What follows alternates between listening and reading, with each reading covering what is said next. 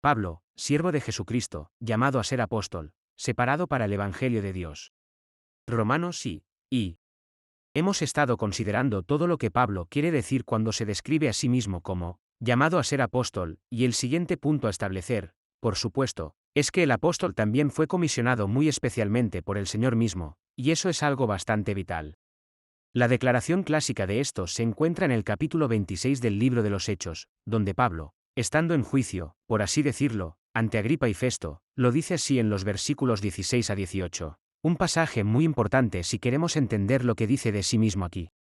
El Señor resucitado le está hablando, y le dice, pero levántate y ponte en pie, porque para esto me he aparecido a ti, para hacerte ministro y testigo de estas cosas que has visto, y de aquellas en que me apareceré a ti, entregándote al pueblo y a los gentiles, a quienes ahora te envío para que abras sus ojos y los conviertas de las tinieblas a la luz, y del poder de Satanás a Dios, para que reciban el perdón de los pecados.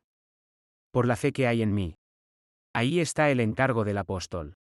El Señor resucitado no solo se le aparece, sino que le dice específicamente que lo ha hecho para comisionarlo, para enviarlo como apóstol, uno de los pocos elegidos que han sido llamados y apartados muy específicamente para este gran fin de proclamar la verdad relativa a él, y hacerlo de una manera obviamente autorizada. Pero hay algo más que es interesante, y es algo que podemos pasar por alto muy fácilmente, o que podemos no tener cuidado de observar. Diría de nuevo, que nunca podemos permitirnos apresurarnos sobre estas declaraciones preliminares en cualquier epístola, o cualquier comentario que parezca ser un mero aparte pronunciado por este gran hombre, porque él aquí nos dice que no solo vio al Señor de esta manera, y no solo fue llamado y comisionado por él, para ser un apóstol, sino que, y esta era otra marca y señal, ¿recuerdan? De un apóstol, fue enseñado la verdad por el Señor mismo. Ahora Pablo se preocupa mucho por esto. Permítanme darles la prueba de lo que estoy diciendo a partir del capítulo 1 de Gálatas, versículos 11 y 12, pero os aseguro, hermanos, que el evangelio que fue predicado por mí no es según el hombre. Porque ni lo recibí de hombre, ni me fue enseñado, sino por revelación de Jesucristo. No fue enseñado este evangelio por los otros apóstoles, de haber sido así, él mismo no habría sido un apóstol. Por eso hace el punto, y si sigue leyendo ese primer capítulo de la epístola a los Gálatas, encontrará que sigue enfatizando esto y repitiéndolo, dice, pero cuando le agradó a Dios, que me separó del vientre de mi madre, y me llamó por su gracia, revelar a su Hijo en mí, para que lo predicara entre los paganos, inmediatamente no conferencié con carne y sangre, ni subí a Jerusalén con los que fueron apóstoles antes que yo, sino que fui a Arabia y volví de nuevo a Damasco. Luego, después de 3 años, subí a Jerusalén para ver a Pedro. No para que aprendiera de Pedro. No para que se convirtiera en alumno o estudiante de Pedro, para que éste le dijera la verdad. En absoluto. Fue como un igual, como nos dice en el resto de ese capítulo. La afirmación del apóstol es que la verdad que predicaba le había sido transmitida por el propio Señor, no por un maestro humano. El mensaje del Evangelio, la comprensión de todo ello, le había sido dada directamente por el mismo Señor que había enseñado a los 12 en los días de su carne aquí, en la tierra. Ahora bien, todo esto es de tremenda importancia. Es parte de la declaración de Pablo de que es un apóstol llamado, y quiero fundamentar este punto de enseñanza aún más, porque el apóstol lo dice en otros 2 lugares. Encontrarán que lo dice en 1 Corintios capítulo 11, versículo 23, recuerdan este pasaje en relación con la comunión de la cena del Señor, porque he recibido del Señor lo que también os he entregado. De nuevo, es la misma afirmación de que no lo aprendió y no se lo enseñaron los hombres. Y usted nota que en 1 Corintios 15, 3 vuelve a hacer el mismo argumento, porque os he entregado en primer lugar lo que yo también recibí. Y noten el argumento adicional que presenta, en el verso N, de su igualdad con estos hombres, dice, por lo tanto, ya sea yo o ellos, así predicamos, y así creyeron. En otras palabras, se esfuerza por afirmar esta absoluta igualdad suya con los demás apóstoles. Es un apóstol, llamado pleno, tan pleno como Pedro. Luego, observe que pasa a hacer la tercera afirmación, que el Señor, al hacer todo esto, le comisionó muy especialmente para ir a los gentiles, de modo que puede decir en Romanos, porque os hablo a vosotros los gentiles, ya que soy el apóstol de los gentiles, ese es su título, magnífico mi oficio, 1 y 13. Fue el Señor quien, como vimos en Hechos 26, 18, le encargó muy especialmente que fuera a los gentiles. Se gloría en el hecho de que él, que era un hebreo de los hebreos, y tan estrecho como un hombre podría ser en un sentido nacionalista, ahora va a ser el apóstol de los gentiles. Magnifica su cargo. Permítanme, pues, resumirlo diciendo que al apóstol lo que más le preocupa es que estos cristianos de Roma se den cuenta de que él es realmente un apóstol de pleno derecho y que no hay ninguna duda al respecto. ¿Por qué hace tanto hincapié en esto?, dice alguien. Hay una buena razón. Había muchos en aquellos primeros días en la iglesia que afirmaban que eran apóstoles. Por ejemplo, usted lee esto en el libro del Apocalipsis: conozco tus obras, tu trabajo y tu paciencia, y cómo no puedes soportar a los que son malos, y has probado a los que se dicen apóstoles y no lo son, y los has encontrado mentirosos. 2. Había muchas personas que se arrogaban este título y afirmaban que eran apóstoles, por lo que el apóstol Pablo, naturalmente y con razón, se preocupó mucho de que no hubiera dudas sobre este asunto. Él es igual a los otros apóstoles, y lo recalca en este punto por esta razón. Quiere que los miembros de la Iglesia de Roma sepan que cuando escribe, como lo está haciendo, lo hace con la plena autoridad de un apóstol, lo que significa que está escribiendo con la plena autoridad del propio Señor Jesucristo. Él es el embajador, Él es el representante, Él es la plena autoridad. Lo que escribe no es una carta personal, no es un hombre que escribe a otros hombres y mujeres. No. Es un hombre que escribe, que ha sido llamado y al que se le ha dado su mensaje, escribe con una autoridad única, y por eso dice: no solo soy un siervo de Jesucristo, soy un apóstol llamado. Ya ven el significado de eso. Pero como no hay nada en la Escritura que no sea siempre de aplicación práctica, esto, me parece, es un punto muy importante también para nosotros. Vivimos en una época en la que se hacen muchas reclamaciones, en la que hay toda clase de movimientos en los que, lo queramos o no, podemos vernos envueltos, y por ello nos corresponde tener ciertas ideas claras sobre este asunto. ¿Qué deducción, por tanto, podemos sacar de lo que hemos visto sobre el significado de esta frase, de este término, apóstol? Bien, la primera deducción que sugiero que podemos sacar es que, obviamente, no existe la sucesión apostólica, y usted ve la relevancia de eso de inmediato. La Iglesia de Roma no solo afirma, como usted sabe, que el Papa es el vicario de Cristo, también hace esta otra afirmación de la SUC. Pero esto no se limita a la Iglesia de Roma. Hay otras ramas de la Iglesia cristiana a las que les gusta más bien utilizar el término católico en relación con ellas mismas, y también hacen mucho hincapié en esta reivindicación de la sucesión apostólica. Es uno de los grandes argumentos que se esgrimen para tener un episcopado, para tener obispos. No me malinterprete, hay eclesiásticos que, aunque creen en los obispos, no están de acuerdo con la reivindicación de la sucesión apostólica. Pero los anglo-católicos, y los llamados churchmen, dirían todos que el obispo, un obispo, es de la esencia misma de la Iglesia, no solo del bienestar de la Iglesia sino del ser mismo de la Iglesia, y que no hay una Iglesia sin un obispo. Este fue un gran asunto, como usted sabe, en el siglo XVII y creo que puede serlo también en este siglo.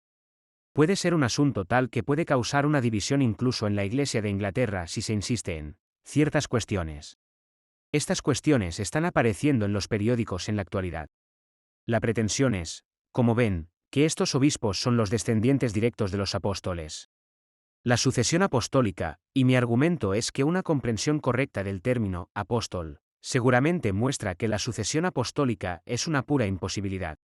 Una de las marcas esenciales de un apóstol es que sea capaz de dar testimonio de la resurrección del Señor Jesucristo. Por lo tanto, ¿cómo puede ser apóstol alguien que esté vivo hoy en día? La cosa no tiene sentido. Y, por supuesto, somos conscientes del hecho de que no se intenta basar en las Escrituras sino en la tradición. Hecho, si adoptamos la posición de las Escrituras, todo el asunto es bastante imposible, por definición. Y no solo eso. El propio apóstol Pablo, al escribir a los Efesios, dice que la Iglesia cristiana está edificada sobre el fundamento de los apóstoles y profetas. Ciertamente, no se siguen construyendo los cimientos. Un cimiento es algo que se pone al principio y una sola vez. No se amplían los cimientos. Un muro sobre un cimiento no es una extensión del cimiento, el muro está sobre el cimiento, y esa es la afirmación de Pablo. El fundamento son los apóstoles y los profetas, pero eso no se sigue poniendo. Además, está perfectamente claro, si se me permite decirlo con reverencia, que desde la formación del canon del Nuevo Testamento no hay realmente necesidad de apóstoles. Como hemos visto, una de las funciones de los apóstoles era dar una enseñanza autorizada. Recuerdan que ya hemos visto a Pedro refiriéndose a las epístolas de Pablo en ese sentido, diciendo que en ellas hay cosas difíciles de entender, y que los hombres las descifran, como hacen también con las demás escrituras para su propia destrucción. Ahora bien, los apóstoles hablaron con autoridad. No dudo en ir tan lejos como para decir que hablaron de manera inerrante. Se les dio el poder y el mensaje, y lo hablaron como representantes del Señor resucitado, que los había enviado. Hablaban como hombres de Dios, tan definitivamente y de manera tan inspirada como jamás lo hizo un profeta del Antiguo Testamento. Se deduce, entonces, que una vez que se tienen las escrituras del Nuevo Testamento, el canon del Nuevo Testamento, se tiene aquí la enseñanza autorizada, y en adelante, por supuesto, no es necesario un apóstol.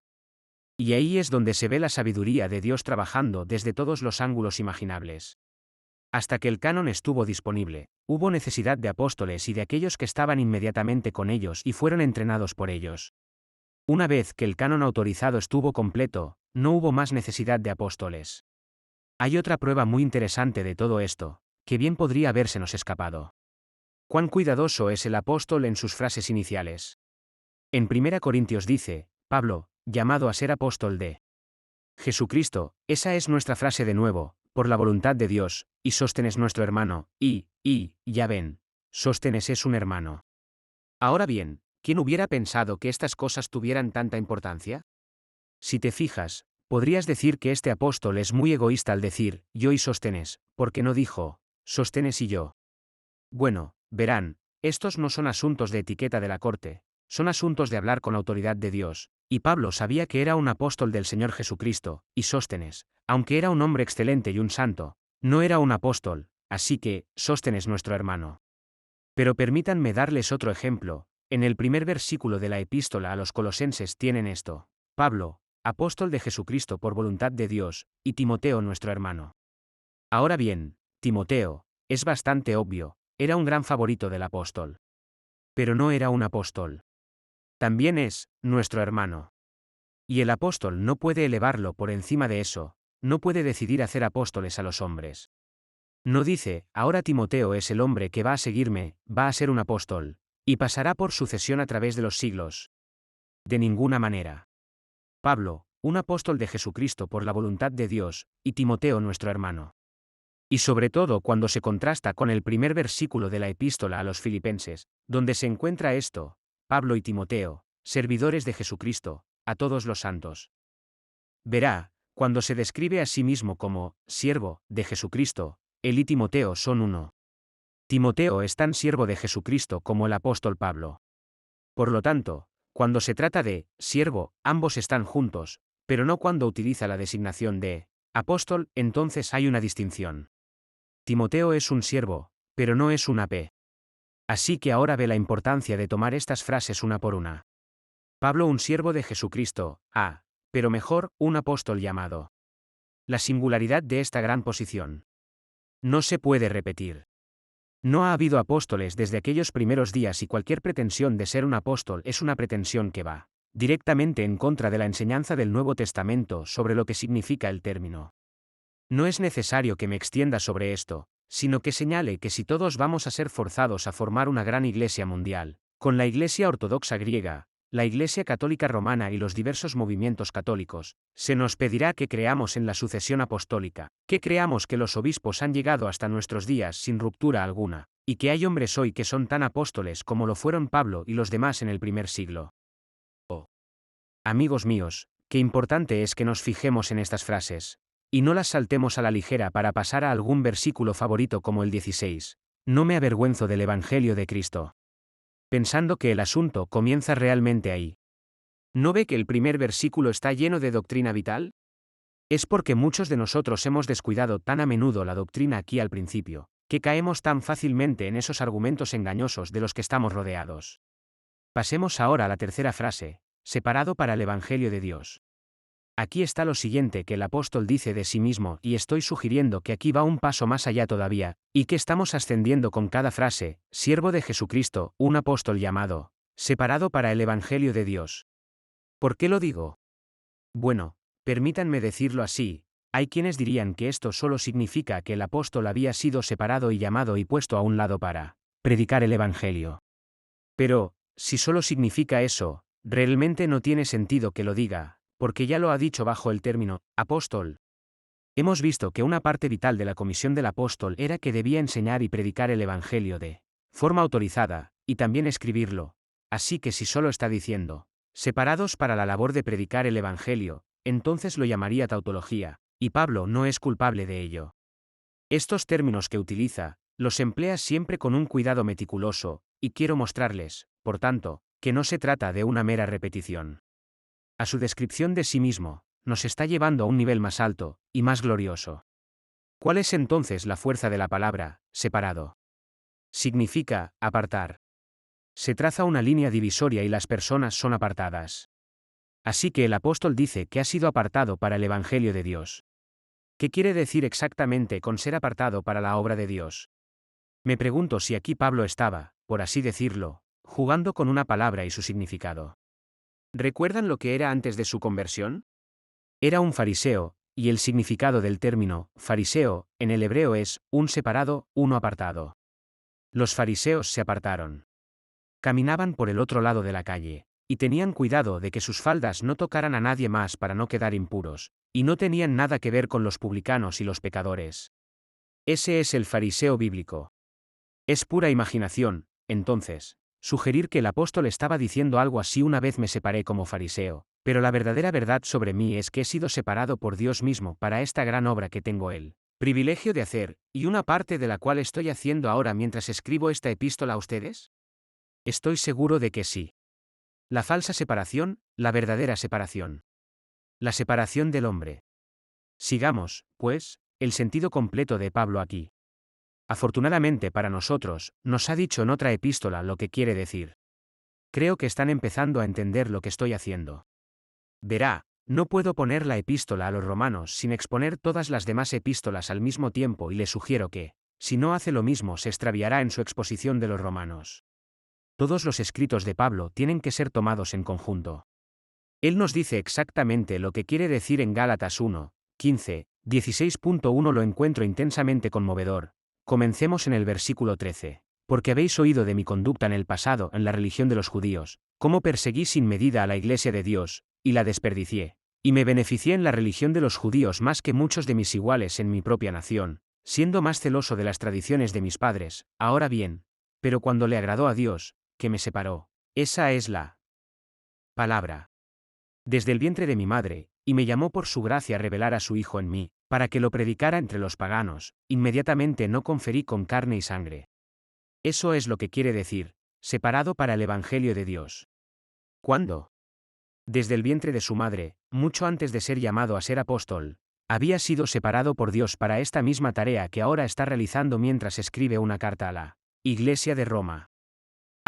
Esta es una gran doctrina bíblica. Jeremías dice algo similar, como recordarán, en su presentación de sí mismo.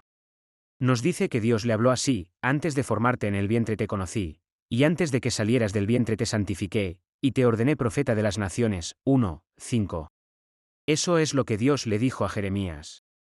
Incluso antes de formarlo en el vientre de su madre, y antes de que saliera de ese vientre, Él lo conocía y lo había separado, lo había santificado y ordenado para ser profeta de las naciones.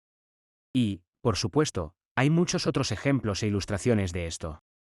Usted sabe, lo mismo ocurrió con Juan el Bautista, lleno del Espíritu Santo desde el vientre de su madre. Se nos dice también, en cierto sentido, con Moisés, con Sansón y con muchos otros.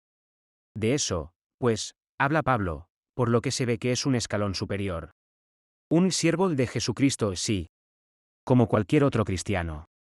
Timoteo, Sóstenes, todos ellos son siervos de Jesucristo. Todos lo somos. Sí, pero un apóstol llamado. No se detiene ahí, dice Pablo. Si realmente quieres saber el alcance de mi autoridad, fui separado desde el vientre de mi madre para esto mismo que estoy haciendo. Pablo no solo fue llamado a ser un apóstol, sino que fue preordenado por Dios para ser un predicador del Evangelio antes de su nacimiento. Con este pensamiento muchas veces en esta gran epístola, y es importante, por tanto, que sepamos algo principio. Este apóstol siempre está hablando de estas cosas, de esta separación, y de esta acción de Dios.